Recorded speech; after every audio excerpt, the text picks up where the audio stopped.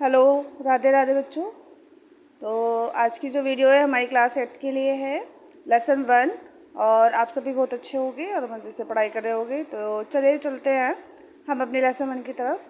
तो lesson 1 is here and chapters name है sentences and phrases. हमारी जो ग्रामर है वो यहीं से शुरू होती है कि सेंटेंस क्या है। ठीक है, तो सेंटेंस है एक ग्रुप ऑफ वर्ड होता है जो make complete sense by itself, जिसका अपने आप में एक पूरा मीनिंग निकलता है। उसमें जो सब्जेक्ट है होता है, वर्ब होती है और ऑब्जेक्ट होता है। ठीक है, और खाली जो सेंटेंस है वो सेंटेंस से नहीं मिलकर बना, सब्जेक्ट से ही नहीं मिलकर बना होता है। उसके लिए हमें प्रेडिकेट भी चाहिए होती है। तो सब्जेक्ट को प्रेडिकेट चाहिए। तो सब्जेक्ट क्या है? सब्जेक्ट एक सेंटेंस का पार्ट ही होता है जिसके बारे में सेंटेंस होता है, किसके बारे में सेंटेंस में बताया गया है उसे ही सब्जेक्ट बोलेंगे। और प्रेडिकेट क्या है? प्रेडिकेट क्या सब्जेक्ट के बारे में जो बताया गया है वो प्रेडिकेट होगा। तो यहाँ पर एग्जांपल के थ्रू भी बताया गया है, जैसे रोमा रीड्स अ बुक। तो सब जो हमारा पूरा सेंटेंस है वो रोमा के बारे में, तो रोमा यहाँ पर सब्जेक्ट है। और क्या बताया गया है? रीड्स एक बुक, कि वो एक किताब पढ़ती है, तो ये प्रेडिकेट है। आई होप आपको समझ आया होगा। और तो यहाँ पे there are some points related to subject. And first is subject always a noun और प्रोनाउन। या तो ये नाउन होगा या प्रोनाउन होगा आपका सब्जेक्ट। ठीक है, the all place is consider haunted palace है। All the boys boys noun है।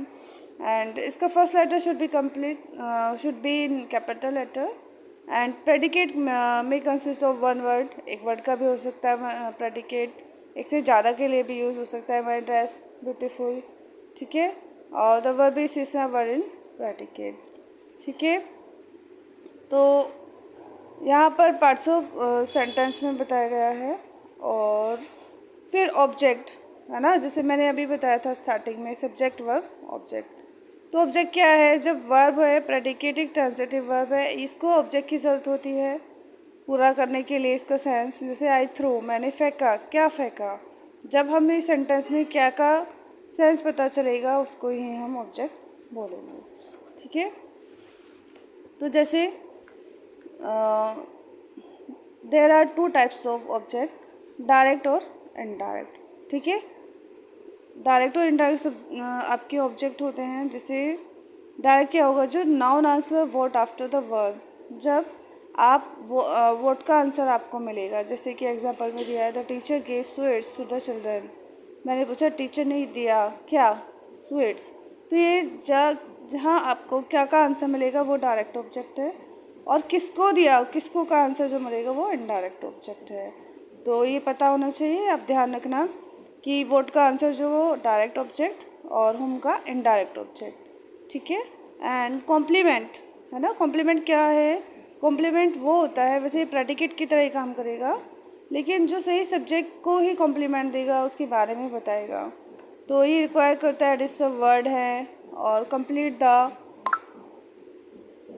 मीनिंग। जब group of word require complete predicate को कंप्लीट करता है, ये ही कॉम्प्लीमेंट होता है। आई होप आपको ये समझ में आया होगा।